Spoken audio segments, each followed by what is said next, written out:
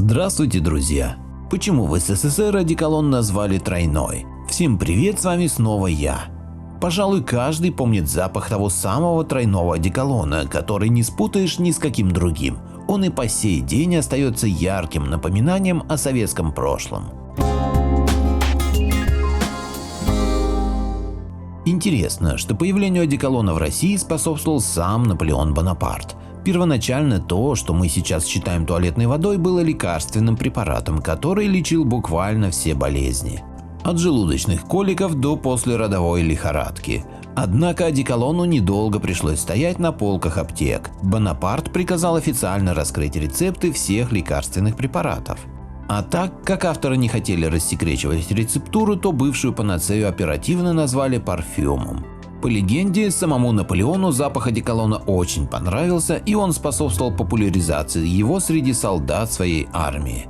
Именно войска Бонапарта в период Отечественной войны 1812 года принесли на территорию Российской империи эту туалетную воду, а ее производство одним французским парфюмером, который позднее стали считать началом парфюмерной школы России.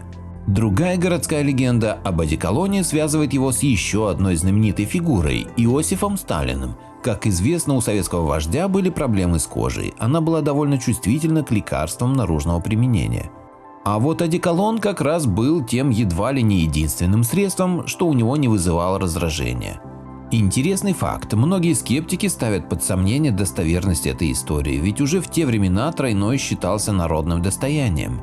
Те же, кто был побогаче, предпочитали другую марку – Шипр, но, возможно, Сталина составляющие последнего попросту не устраивали. Интересно также появление столь необычного названия для одеколона. Как оказалось, оно несет свое особое значение. Под тройным подразумевается, что пропорции масел в нем отличаются от обычных как раз в 3 раза.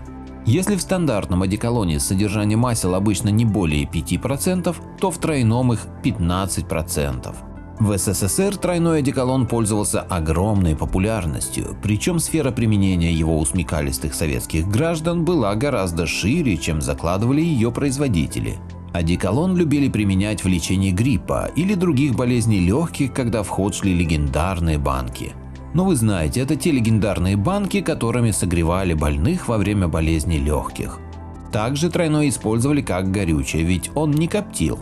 Конечно, самое известное нетривиальное применение одеколона – это любовь к нему у любителей спиртного, у которых не было денег на поход в ликероводочный отдел магазина.